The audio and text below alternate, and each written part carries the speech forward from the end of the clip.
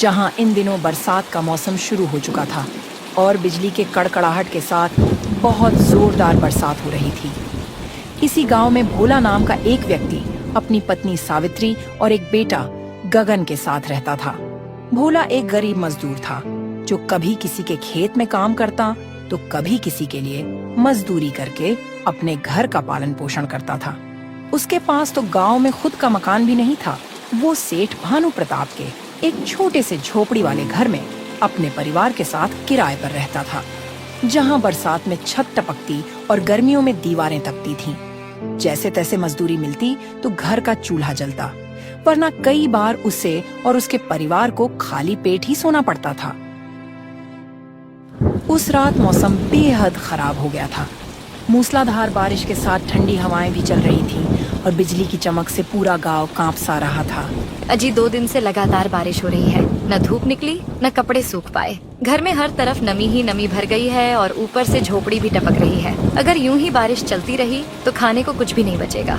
सावित्री, तुम ठीक कह रही हो, लेकिन अब करें भी तो क्या करें? खेत भी पूरी तरह पानी में डूब गए हैं। अनाज की बोरियां भी गीली हो गई हैं। हमारे पास जो थोड़ा बहुत दाल चावल था वो भी खत्म हो चुका है और सारी लकड़ियां भी भीग गई हैं। इसीलिए चूल्हा भी नहीं जल पा रहा। और हाँ, क्या तुमने सुना? जोखन चाचा कह रहे थे कि बारिश कम से कम 20 दिन ऐसे ही चलती रहेगी। अगर सच में ऐसा हुआ तो ना तो गांव के रास्ते खुलेंगे और ना ही बाहर से कुछ लाया जा सकेगा। ऐसा तो मत कहिए जी। अगर इसी तरह पानी गिरता रहा तो हम खाएंगे क्या? घर में अनाज का एक दाना भी नहीं बचा है। लकड़ियां भी भीगी पड़ी हैं। चूल्हा जल नहीं रहा। पेट की आग तो जैसे अब सहन ही नहीं होती। और गगन का तो और बुरा हाल हो रहा है। न कोई उधार देने को तैयार है, न कहीं काम ही मिल रहा। अब तो भगवान ही हमें बचाएगा। इसी तरह बारिश लगातार पड़ती रही। उसी गांव के बाहर घने जंगल में एक पुराने गुफा में एक वृद्ध साधु तपस्या करते थे। उनका नाम आत्मानंद था। वह वर्षों से तपस्या में लीन थे। कई दिन बारिश पड़ने के कारण पूरा जंगल पानी से भर चुका था। अब पानी धीरे धीरे गुफा में भरने लगा था। पानी की बूंदों से वह भीगने लगे थे और उनका ध्यान भटकने लगा था। हे प्रभु, इस शरीर में अब शक्ति नहीं बची, लेकिन तेरा नाम ही मेरा बल है। मैं अपने तपस्या को नहीं तोड़ूंगा, चाहे कुछ भी हो जाए। महीनों से साधु ने कुछ विशेष अन्न नहीं खाया था। केवल कंदमूल और जल पर जीवन बिता रहे थे। लेकिन अब बरसात का मौसम तेज हो चुका था। हर दिन वर्षा और ठंडी हवाएं शरीर को तोड़ रही थीं। एक दिन जब जंगल पर घने बादल छा गए, बिजली चमकने लगी और मूसलाधार बारिश शुरू हो गई। उनका गुफा पानी से भरने लगा था और साधु कांपने लगे थे। शरीर थर थर कांप रहा था। अब उन्हें समझ नहीं आ रहा था कि अब वह क्या करे।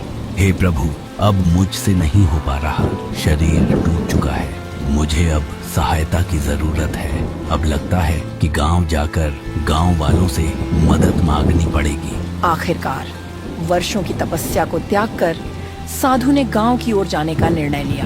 वह तड़कती बिजली और तेज बारिश में अपनी गुफा को छोड़कर गांव की ओर निकल पड़ते हैं। उनका हाथ पैर ठंड से जकड़ चुके थे।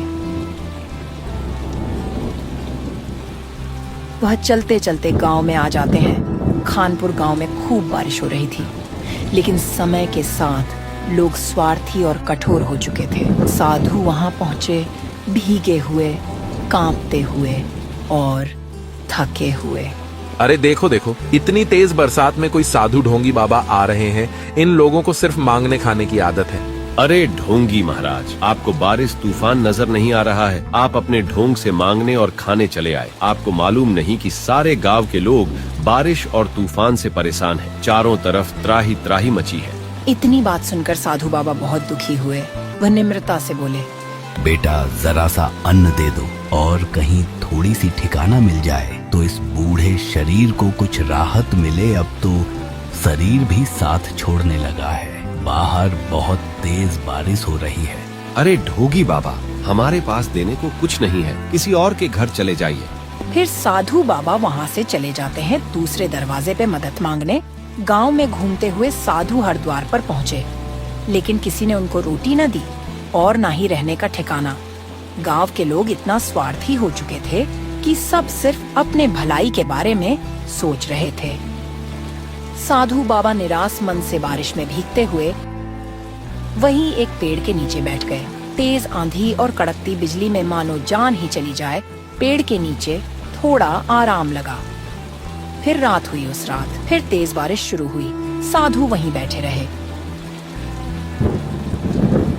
उनकी तबीयत बिगड़ने लगी। बुखार ने शरीर को जकड़ लिया।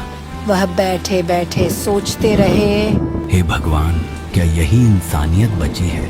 वर्षों से तप किया, लेकिन थोड़ा सहारा मांगा, लेकिन गांव के लोग मेरी जरा भी सहायता नहीं किया। तभी अचानक एक जोरदार बिजली गिरी और उनका शरीर हिलने लगा। वह बेसुध होकर पानी में गिर पड़े। चारों ओर पानी भर चुका था। लोग झांक कर भी नहीं देख रहे थे। पानी में आधे डूबे साधु की सांसें रुकने लगी थीं। उनकी आंखें बंद हो रही थीं। मृत्यु की आहट पास थी। वह मरते हुए क्रोध में गांव वालों को श्राप देते हैं। हे गांव वालों, जिस तरह इस वर्षा में मैं तड़प तड़प कर मर रहा हूँ, उसी तरह तुम भी तड़पो। हे प्रकृति की देवी, सुनो मेरी पुकार। जिन लोगों ने भूखे को ठुकराया, जिन आंखों में दया नहीं बची, उन्हें अब वही वर्षा पीड़ा दे। इस गांव पर बरसाओ। जल की आग बीमारी बनकर फैले। यह बूंदे और कोई न बचे जब तक पश्चाताप न हो। इस गांव में अब वर्षा कभी न रुके जब तक पश्चाताप न हो, जब तक मानवता न लौटे। और फिर साधु आत्मानंद ने अंतिम सांस ली। बिजली चमकी और तेज आवाज के साथ तेज बारिश होने लगी।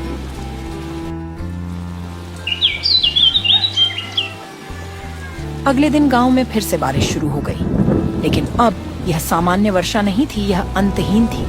दिन रात लगातार हफ्तों तक बारिश चलती रही। फसलें बर्बाद हो गईं। यह बारिश थम ही नहीं रही थी और फिर जैसे तैसे 3 दिन बाद बारिश रुक जाती है। बारिश रुकते कुछ गांव के लोग साधु के पास जाते हैं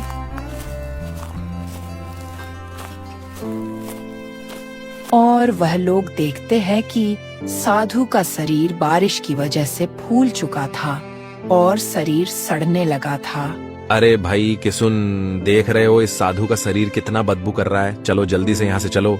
हाँ भाई, चलो यहाँ से। ढोंगी था, मर गया, हमें इससे क्या। ये साधु फकीर होते ही है मरने के लिए। सारा जीवन ढोंग करके मांगते खाते रहते हैं और मर जाने पर गांव वाले परेशान होते हैं। चलो यहाँ से, कुछ दिन में इसके शरीर को चील कौवा खा जाएंगे।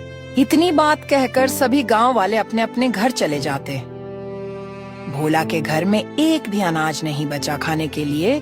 वह काम की तलाश में सेठ के पास जाता है।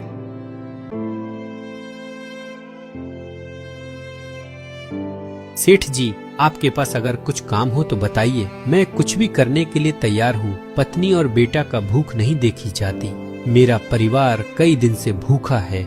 अरे भोला, मैं तेरा दुख समझता हूँ, लेकिन जब से ये बरसात हो रही है, मैं तो खुद अपने मजदूरों को काम नहीं दे पा रहा हूँ। मेरे सारे खेत पानी में डूबे पड़े हैं। बारिश के चलते मेरा गोदाम का काम भी पूरी तरह बंद है, इसलिए अभी तो कोई काम नहीं है। सेठ जी, मैं कोई भी काम कर लूंगा। मैं हल भी जोत लूंगा और अगर आप कहें तो घर का काम भी कर दूंगा। जानवरों को चारा पानी भी दे दूंगा, मगर मुझे कुछ तो काम दीजिए। घर पर मेरा परिवार भूखा है। सेठ जी, अगर मुझसे कोई गलती हुई हो तो मुझे माफ कर दीजिए, लेकिन मुझे कोई काम दीजिए। अरे नहीं भोला, मैं मजबूर हूँ। बारिश से पूरा फसल बर्बाद है, मुझे माफ कर बोला। लेकिन तू चिंता मत कर, जैसे ही बारिश थमेगा तो सबसे पहले मैं तुम्हें ही काम दूंगा। भोला निराश होकर जैसे ही अपने घर की ओर निकला ही था कि बरसात फिर से शुरू हो जाती है।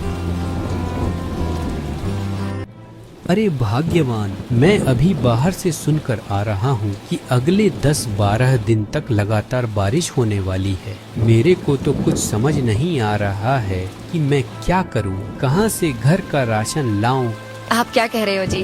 10-12 दिन अगर ऐसे हुआ तो हम क्या करेंगे? हमारे घर पर तो इतने दिनों का अनाज नहीं है और ऐसी बारिश में आपको कहीं काम भी नहीं मिलेगा। आपको तो पता ही है कि घर की हालत कैसी है। कोने कोने से पानी टपक रहा है। अब तो बर्तन भी भरते जा रहे हैं। हाँ सावित्री, मैं समझ रहा हूँ तुम्हारी परेशानी। मैं भी जानता हूँ कि इस टपकते छत के नीचे हम कब तक टिक पाएंगे। अगर ऐसी ही बारिश होती रही तो कोई न कोई बीमार भी पड़ सकता है। अब तो देखो जी, बारिश और तेज हो गई है और ये छत तो अब लग रहा है जवाब दे देगी। और एक तरफ से ये बारिश परेशान कर रही है, दूसरी तरफ घर में खाने को अनाज नहीं है। हमें जल्द से जल्द कुछ न कुछ तो करना ही होगा। पिताजी, क्या हम भूखे ही मर जाएंगे क्या? इस बार हमारे गांव पर क्या आपदा आई है? लगता है कुछ बुरा होने वाला है। क्या हम लोग इसी तरह भूख के मारे एक दिन मर जाएंगे? पिताजी, आप इतना गरीब क्यों हो? अगर हम अमीर होते तो आराम से घर में पकवान बनाकर खा लेते।